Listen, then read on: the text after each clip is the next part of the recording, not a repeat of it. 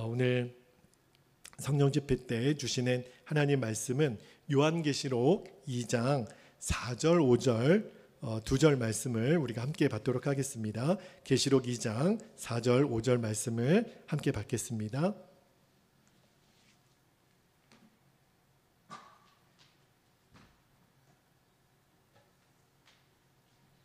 자, 오늘도 말씀이 두 절밖에는 되지 않기 때문에 우리가 한 목소리로 크게 우리가 읽도록 하겠습니다. 계시록 2장 4절 5절 읽겠습니다. 시작. 그러나 너를 책망할 것이 있나니 너의 처음 사랑을 버렸느니라. 그러므로 어디서 떨어졌는지를 생각하고 회개하여 처음 행위를 가지라. 만일 그리하지 아니하고 회개하지 아니하면 내가 네게 가서 내 촛대를 그 자리에서 옮기리라. 아멘. 하나님 말씀입니다. 우리가 금요일마다 오직 성령이 너희에게 임하시면 이제 성령에 관한 시리즈 설교를 하고 있는데 오늘 7번째 시간입니다. 오늘 설교 제목은 성령의 능력을 소멸치 말라는 제목으로 말씀을 좀 나눌게요. 오늘은 먼저 두 분의 목사님의 이야기를 좀 나누고 우리가 좀 설교를 하려고 그러는데 두 분의 목사님의 이야기가 좀 다소 무거운 주제여서 저도 좀 마음이 더 간절했거든요. 좀 무거운 주제이지만 오늘 주님께서 저와 여러분에게 또 주시는 도전이라는 생각이 들어서 두 분의 목사님의 이야기를 좀 나누고 우리가 말씀을 계속 이어가기를 원하는데 먼저는 우리 대전에서 목회하시는 선배 목사님 이야기예요. 목사님이 이제 대전에서 굉장히 오래전에 목회를 시작하셨는데 꽤 오랜 시간 동안 교회가 이제 미자립 교회 상태이셨던 것 같아요. 근데 이제 목사님이 기도 중에 교인은 너무 또 없고 뭐 신방할 교인도 없고 또 이제 주중에 드리는 예배도 성도들은 오지도 않고 목회할 일도 그러니까 없다 보니까 목사님이 늘 하시는 일이 말씀 보고 그냥 기도하고 그리고 경건서적 읽고 그러면서 목사님의 영혼 자체는 굉장히 더 이렇게 강해지시고 또 순수해지시고 또 성령님과의 교제가 굉장히 충만하신 목사님 간증이신데 그 목사님이 늘 부흥을 위해서 교회 부흥을 위해서 기도를 많이 하셨대요. 당연하죠.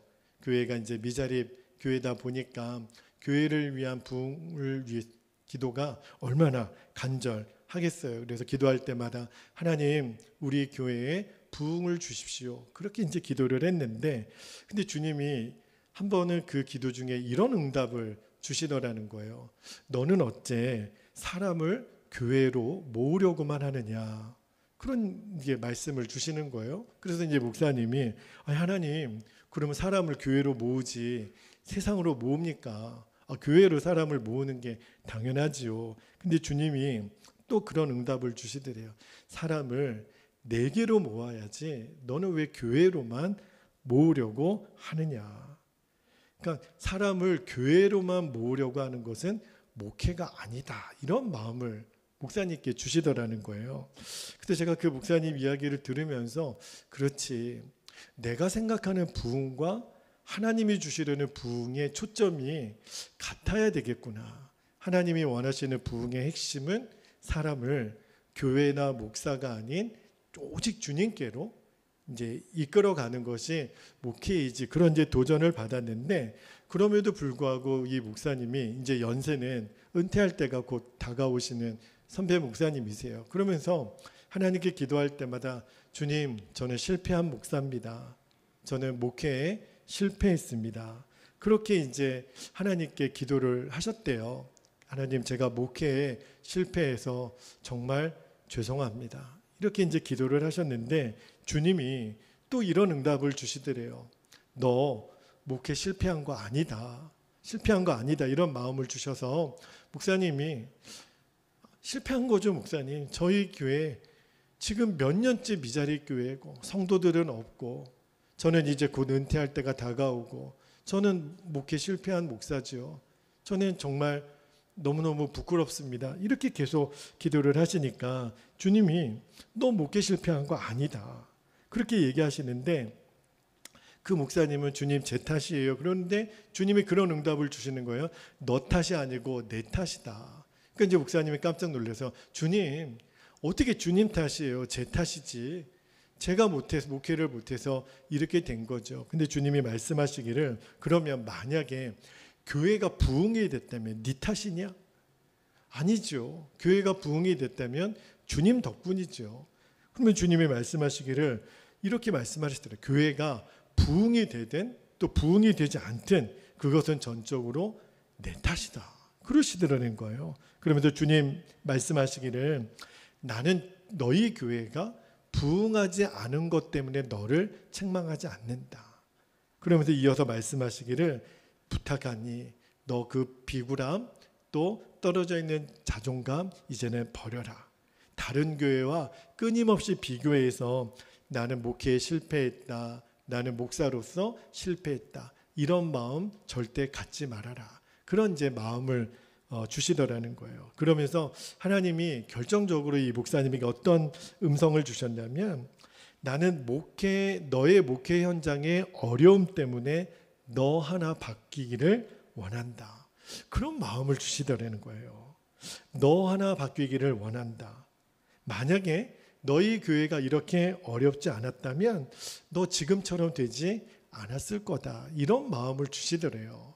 제가 이제 그 목사님의 간증을 들으면서 정말 은혜가 되기도 했어요. 정말 주님께로 사람을 모으고 목회의 주체는 내가 아니라 주님이 되셔야 된다라는 것. 굉장히 은혜와 도전을 받았는데 또 하나 맨 마지막에 그 목사님이 고백하셨을 때 그 목사님이 그렇게 목회에 어려운 그 형편에 처하게 된 것이 하나님이 그 목사님을 정결하게 다듬기 위해서 그 목사님의 영혼을 위해서 그렇게 허락하셨다면 과연 그것은 어떻게 해석할 수 있을까? 그러면 목사 한 사람을 위해서 교회가 그렇게 미자리 교회로 오래 있어도 되고 부흥하지 못한 채로 있어도 되는 걸까? 제가 많이 고민이 됐어요.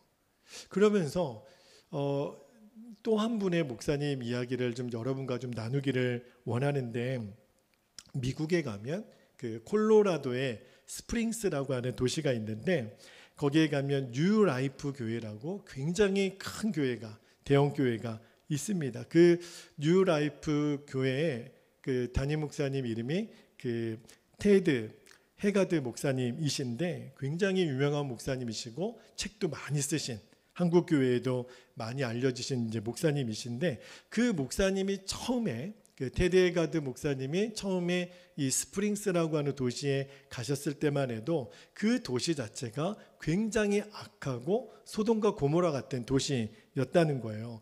무당이나 점술사들이 그렇게 도시에 많았고요. 그리고 공공연하게 짐승을 잡아다가 산채로 이렇게 막 피를 내고 그거를 막 태우고 그리고 굉장히 음란하고 방탕한 도시가 그 스프링스라고 하는 도시였대요. 그런데 이 그 테드 해가드 목사님이 처음에 이제 개척하고 목회를 하실 때 교회를 엄청 핍박을 하니까 협박 문자도 많이 받으셨대요. 막 가족들을 죽이겠다고 그러고 그런 어려운 도시가 이제 스프링스라는 도시였는데 이 목사님이 그 스프링스에 그 있는 교회에 부임하고 한 달 후에 어느 다른 도시를 갔다가 이제 이 스프링스로 돌아오는 비행기 안에서 있었던 이야기를 해주시는 거예요. 그래서 비행기 타고 이렇게 오는데 자기 옆자리에 어떤 사람이 그렇게 간절히 기도를 하고 있답니다.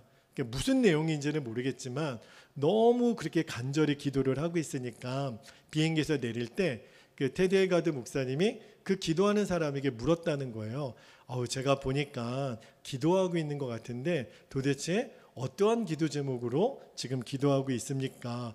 그러니까 그 사람이 딱 정색을 하면서 이 테드 해가드 목사님에게 뭐라고 얘기를 하냐면 나는 사탄교 신자입니다. 그렇게 얘기를 하는 거예요. 그러면서 무슨 기도를 했냐면 나는 이 도시 안에 있는 모든 교회들이 무너지고 모든 목사들이 타락하고 끔찍한 일을 당하도록 나는 사탄에게 기도를 했소. 그런 이야기를 하는 거예요. 그러니까 이 테드 해가드 목사님이 깜짝 놀랐죠. 이 사탄교 신자가 주님의 몸된 교회가 망하고 목사들이 타락하도록 그렇게 간절히 기도하는 모습을 보면서 와, 정말 이 도시의 영적 싸움이 보통이 아니구나. 그래서 이제 교회로 돌아와서 처음부터 했던 일이 뭐냐면 교회 중직들을 다 모아놓고 그 당시에 이제 그 관공서 또 어떤 가게들 또 사람들 전화번호부를 다 나눠주면서 매일 5명씩 우리가 지금부터 계속 중보기도를 하는데 학교 뭐 쇼핑센터 가서 교인들이 흩어져 가지고 이제 구석에서 사람들 드러나지 않도록 계속 이 도시를 위해서 중보기도를 했다는 거예요. 사람들이 예수님 만나게 하시고 주님께로 돌아오게 하시고 악한 영들을 대적하고 시청에 있는 공무원들이 좋은 아이디어로 하나님 말씀의 뜻대로 정책을 펴나가도록 기도하고 그리고 이 땅에 있는 교회들을 위해 기도하고 교회 부흥을 위하여 기도하고 정말 그렇게 날마다 온 교회 성도들이 달라붙어서 스프링스라고 하는 도시를 위해서 계속 기도를 했다는 거예요. 그런데 놀랍게도 하나님이 그 기도를 받으셔요. 그리고 계속해서 점점 이 스프링스 안에 놀라운 일들이 시작이 되더랍니다. 그래서 지금은 스프링스가 미국 전역에서 가장 많은 선교단체가 있는 지역이 됐고요.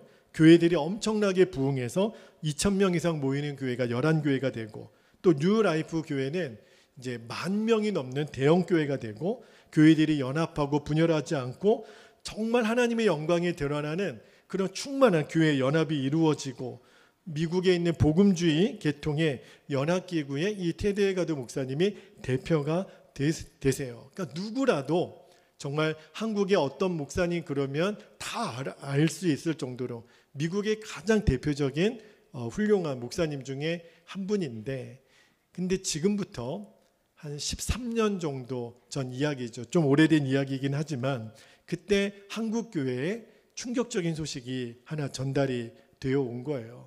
그렇게 미국에서 가장 큰 영향력을 끼쳤던 그 테드 헤가드 목사님이 동성연애자라고 하는 사실이 이제 드러난 겁니다.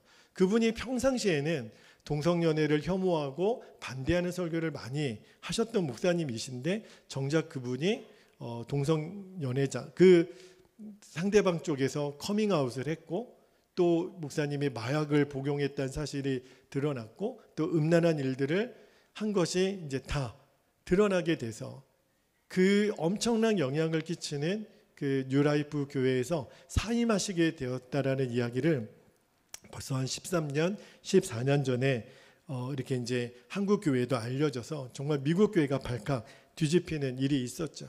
그리고 나서 그 목사님이 나중에 이제 공개석상에서 참회의 편지를 쓰신 것을 읽으셨는데 그분이 이런 고백의 편지를 쓰셨어요. 제가 잠깐 읽어드릴게요. 테드 헤가드 목사님의 고백입니다. 나는 속이는 자였고 거짓말쟁이였습니다. 나는 음행에 대한 죄를 저질렀습니다.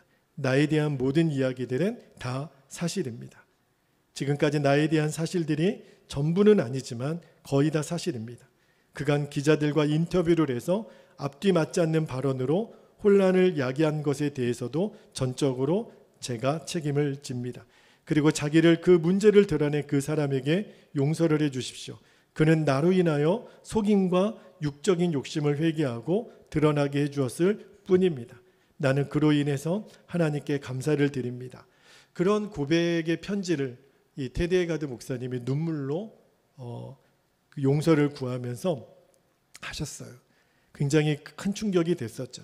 제가 여러분 오늘 두 분의 목사님 이야기를 드렸죠. 먼저 예를 들었던 그 대전에서 그 어렵게 그 미자립 교회를 목회하시는 그 목사님 이야기를 들을 때 제가 처음에 가졌던 그 고민 중에 하나가 교회에 부흥을 주시지 않으면서까지도 그 목사님 한 분을 하나님 바로 세우려고 하신 것은 좀 너무한 일은 아닐까?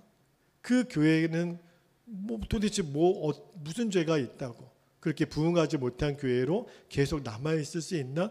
그런 마음에 고민이 되었었는데 테드 헤가드 목사님의 이야기를 또 생각해 보면 하나님이 충분히 그렇게 하실 수도 있겠구나. 오히려 목사님의 영향력이 크면 클수록 유명세가 크면 더 클수록 그 반대로 미치는 영향은요 상상할 수 없을 정도로 그 죄가 드러남으로 인해서 미치는 영향력은 너무나도 많은 사람들에게 충격과 아픔을 주게 된다면 차라리 그만한 부흥이 없었더라면 더 낫지 않을까? 그런 막 생각이 제 안에 막 들어요. 여러분, 우리가 지금까지 성령의 권능을 위해서 말씀을 나누고 그리고 성령의 권능을 구하고 있잖아요. 이미 여러분의 안에도 그런 성령의 역사가 강하게 나타나는 분들이 있어요. 그런데 오늘 하나님이 어떤 마음을 주시냐면 성령의 권능은 소멸될 수 있다라는 것을 오늘 동일하게 주님이 우리에게 말씀해 주시는 거예요. 그래서 주님은 말씀하십니다. 성령을 소멸치 말라. 여러분, 오늘 우리가 함께 읽었던 요한계시록 2장 4절 말씀을 다시 한번 볼게요. 계시록 2장 4절 말씀에 에베소 교회 성도들을 향하여 주님이 이렇게 말씀하십니다. 그러나 너를 책망할 것이 있나니 너의 처음 사랑을 버렸느니라. 여러분, 우리가 지금 성령의 세례, 성령의 권능을 얘기하면서 제가 성령의 소멸에 대해 이야기하는 것이 좀 앞뒤가 안 맞지 않나? 또 좀 부담스럽지 않나? 그런데 여러분, 사실은 이 말은 똑같은 말이에요. 왜 우리가 성령의 권능을 받지 못하나? 사실은 성령의 권능을 소멸한 것과 사실은 같은 내용이에요. 여러분, 꼭 기억하셔야 돼요. 우리가 성령을 의식하고 성령님을 바라보고 사는 것이요, 언제나 성공이나 축복보다 우선되어야 돼요. 성령을 바라보고 사는 것보다 성공이나 내가 축복에 먼저 관심을 가지면 절대로 안 돼요. 여러분, 사람이 너무너무 간사해서요, 세상적인 어리석음 때문에 성령님보다도 자꾸 성공에 관심이 많죠. 마치 아빠가 어디 출장 갔다 오면 아이들을 위해서 선물을 사갖고 오죠. 그런데 아빠가 왔다. 그런데 아이들은 돌아온 아빠보다 어디에 관심이 많아요? 아빠, 오늘은 뭘 사왔어요? 선물에 관심이 많잖아요. 그때 그 아빠가 갖는 섭섭함. 야, 이 녀석아, 아빠가 왔는데 너 선물이 먼저구나. 그죠? 그런데 주님은요, 똑같이 인격적인 분이세요. 주님은 우리에게 얼마든지 많은 선물을 주실 수 있으시죠. 근데 주님의 원하심이 뭘까요? 그 선물보다 선물을 주시는 주님께 우리가 관심을 갖기를 원하시거든요. 근데 참 우리가 너무너무 간사해요. 우리에게 복을 주시고 선물을 주시는 주님보다 그 선물에 관심이 많고 그 성공, 그 축복에 내 마음에 온통 빼앗겨 버리면, 그러면 사실 성령님 그분을 놓치게 될 수도 있다는 것을 명심하셔야 돼요. 성령님 그분을 놓치면 다 잃어버린 거예요. 내 지금 요 얼마 안 되는 선물에만 관심을 갖다가 성령님을 놓치면 다 놓치는 거거든요. 여러분, 오늘 우리가 에베소 교회 성도들을 향한 책망을 들었지만 우리가, 여러분, 이제 오늘 예배를 마치고 주님 앞에 서게 된다고 한번 생각해 보세요. 우리가 주님 앞에 서게 되는 날 주님이 이렇게 말씀하시면 가장 두려운 일 아니겠어요? 준철아, 내가 너에게 책망할 것이 있다. 주님 앞에 서는 시간이에요. 근데 주님이 내가 너를 책망할 것이 있다. 여러분, 그것처럼 두렵고 무서운 시간이 어디 있겠어요? 주님 앞에 섰는데 내가 너 책망할 것이 있다. 얼마나 두렵겠어요? 여러분, 테드 헤가드 목사님 이야기를 들으시니까 성도님들은 많이 실망이 되실 거예요. 야, 그렇게 유명한 목사님들도 그렇게 타락하고 무너질 수 있네. 아유, 사람 믿을 거 못 되네. 아마 그런 마음 드셨을 거예요. 그래서 제 마음도 너무너무 무거워요. 말도 안 되는 일이 이렇게 벌어질 수 있구나. 그리고 우리 주변에 또 한국교회 지도자라고 일컫는 목사님들 중에서도 그렇게 터무니없는 일에 무너지고 그런 가십거리에 등장하는 일들을 우리가 봅니다. 그런데요, 말씀을 전하는 저는 거기에서 피할 수 있는 사람이 아니거든요. 제가 저를 잘 알죠. 저는 더하면 더했지, 몇십 배, 몇백 배 더하면 더했지 절대 피해갈 수 없는 악한 죄인인 것을 알기 때문에 정말 두렵고 떨리는 마음으로 오늘도 하나님의 말씀을 준비하며 오늘 여러분에게 그 고백을 드립니다. 여러분, 제가 그 두 분의 목사님 이야기를 묵상하고 또 말씀을 준비하면서 그래도 하나님이 제 마음에 한 가지 좀 위로의 말씀을 주시더라고요. 그 테드 에가드 목사님이 그래도 하나님이 그 목사님을 사랑하셨구나. 그 목사님을 완전히 버리시지는 않으셨구나는 생각이 들었어요. 왜냐하면 그 테드 에가드 목사님도 주님 앞에 서기 전에 회개할 기회를 얻은 거잖아요. 그렇게 드러나게 하신 것. 하나님의 온 천하에 그분의 그동안 숨겨져 왔던 모든 죄가 다 드러나게 하셔서 그리고 참회의 눈물로 회개하고 자신의 모든 허물을 다 드러내고 그 이야기를 듣는 사람들에게는 말할 수 없는 충격이 되겠지만 그래도 만약에 그것이 끝까지 드러나지 않고 하나님 앞에 서게 되는 그날 드러나게 된다면 그러면 끝장이거든요. 주님 앞에 서게 되는 그 전에 그게 드러나서 회개할 기회를 얻을 수 있다면 그러면 하나님이 그 목사님에게 한 번 더 기회를 주시는 거잖아요. 그분의 지금의 사역에 관해서는 제가 정확히 알 수는 없지만 여러분 정말 이 땅에서 아무것도 누구도 알지 못하게 꼭꼭 머리카락 보일라 꼭꼭 숨었던 그 죄악을 그렇게 감추었던 죄악이 주님 앞에 드러나게 되는 날은 정말 악소리 나는 거 아니겠습니까? 그죠? 여러분 저는 성경을 읽으면서 제일 두려운 말씀이 이 마태복음 7장 21절부터 나오는 말씀이라는 생각이 들어요. 여러분 이 세상에서 가장 힘들고 두려운 게 뭘까요? 아프고 병들고 못 살고 돈 없고 아니에요. 우리를 제일 힘들고 어렵게 하는 일은 바로 숨겨진 죄입니다. 자, 마태복음 7장 21절부터 한번 볼까요? 제일 이 말씀을 읽을 때마다 정말 가슴이 두근두근하면서 읽게 되는 말씀이에요. 자, 21절 볼게요. 나더러 주여 주여 하는 자마다 다 천국에 들어갈 것이 아니요 다만 하늘에 계신 내 아버지의 뜻대로 행하는 자라야 들어가리라. 22절 그날에 많은 사람이 나더러 이르되 주여 주여 우리가 주의 이름으로 선지자 노릇하며 주의 이름으로 귀신을 쫓아내며 주의 이름으로 많은 권능을 행하지 아니하였나이까 하리니 23절 그때에 내가 그들에게 밝히 말하되 내가 너희를 도무지 알지 못하니 불법을 행하는 자들아 내게서 떠나가라 하리라. 여러분 이 말씀을요 우리가 주님 앞에 서게 되는 날 듣게 되면 우리는 끝이에요. 그날 들으면 우리는 완전히 절망이라고요. 이 땅에서 우리가 어떠한 삶을 살았는지가 뭐가 중요하겠어요. 주님 앞에 서게 되는 날 나는 너 모르겠는데 너가 나를 믿었다고? 아니 불법을 행하는 자였어 너는 내게서 떠나가라. 여러분 주님 앞에서 그 말 들으면 우리는 끝장이에요. 그 시간을 견딜 수 있는 사람이 누가 있겠어요. 여러분 이제는 우리가 정확히 알아야 됩니다.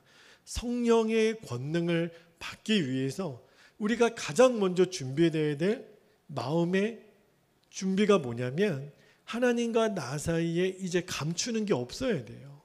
내가 이제 더 이상 주의 성령을 속이는 게 없어야 돼요.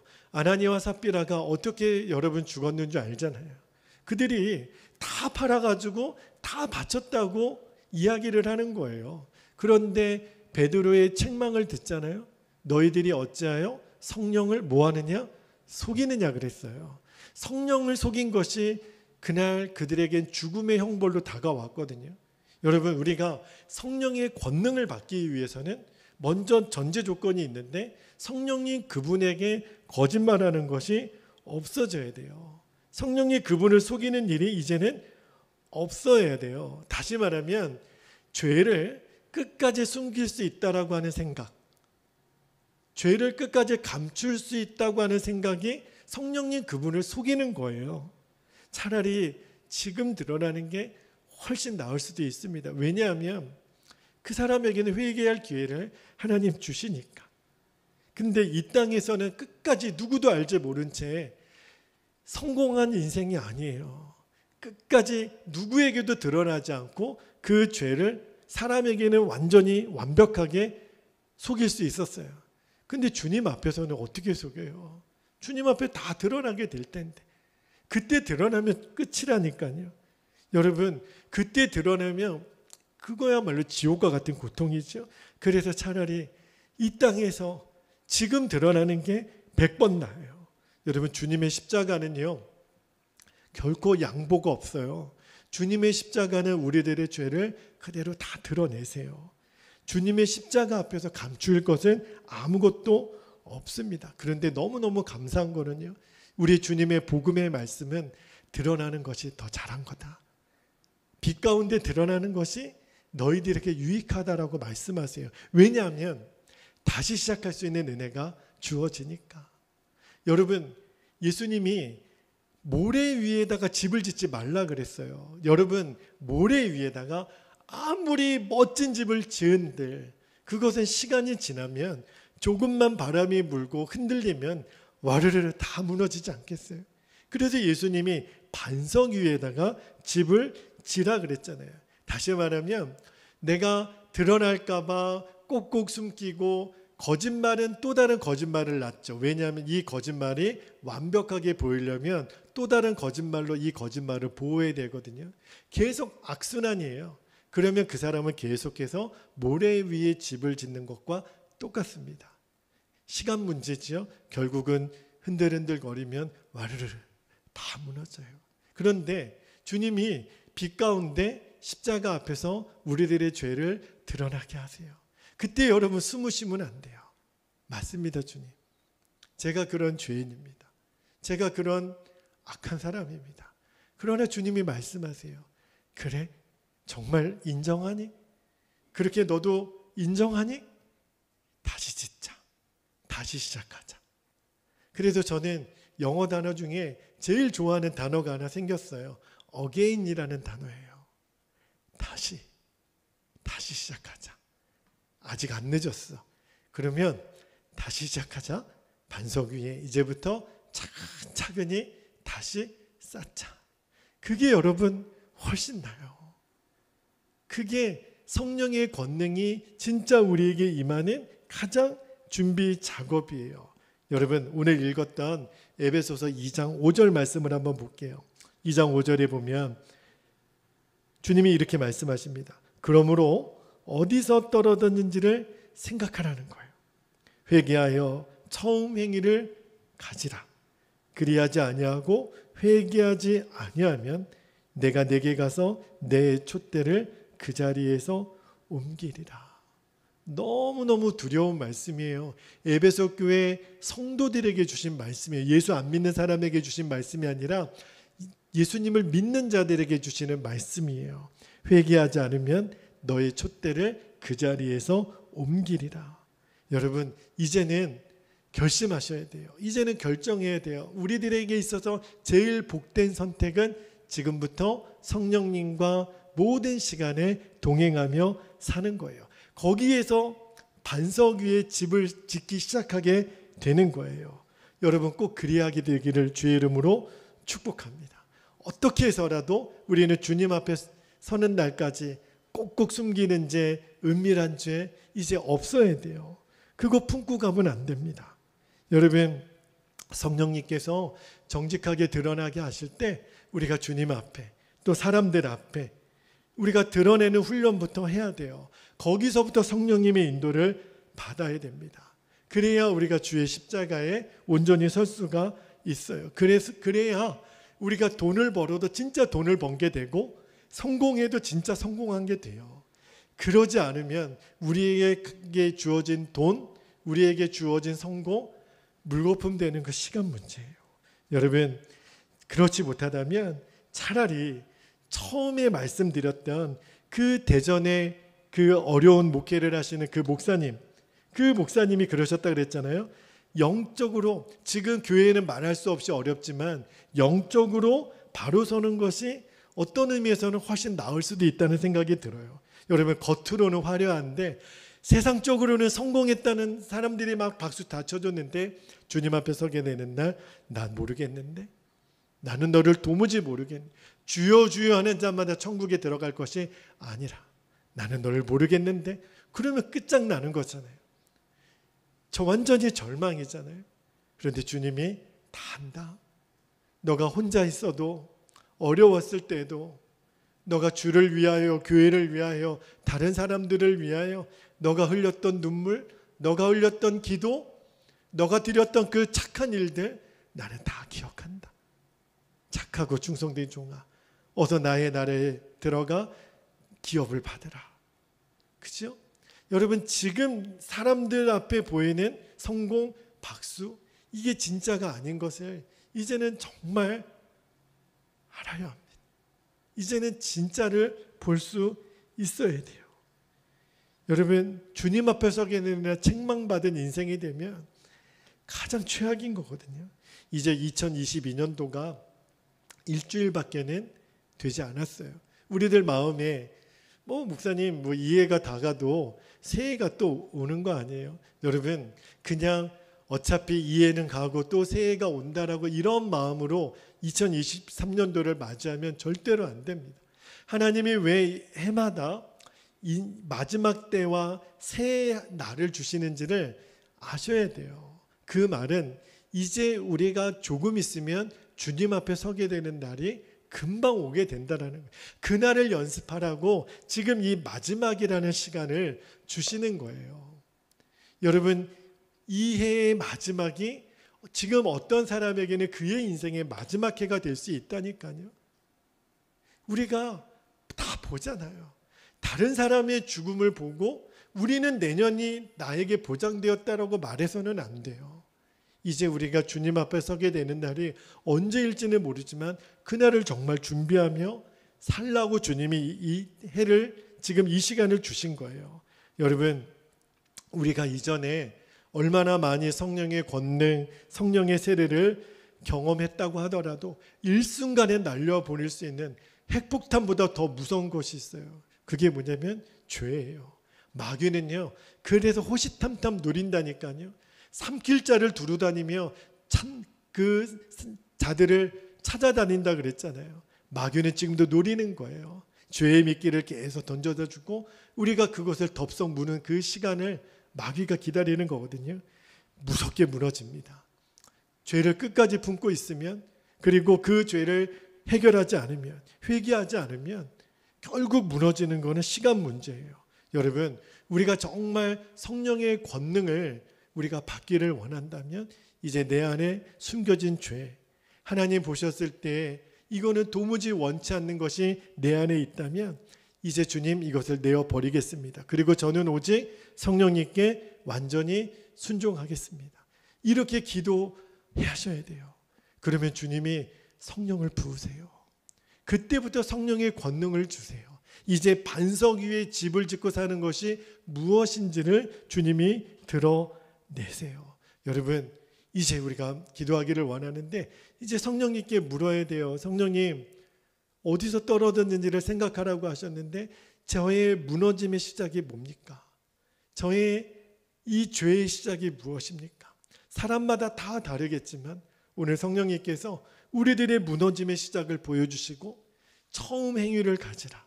다시 말하면 첫사랑과 첫 은혜를 회복하라는 거예요. 주님께로 완전히 순종할 것을 결단하는 자리로 나아가라는 거예요.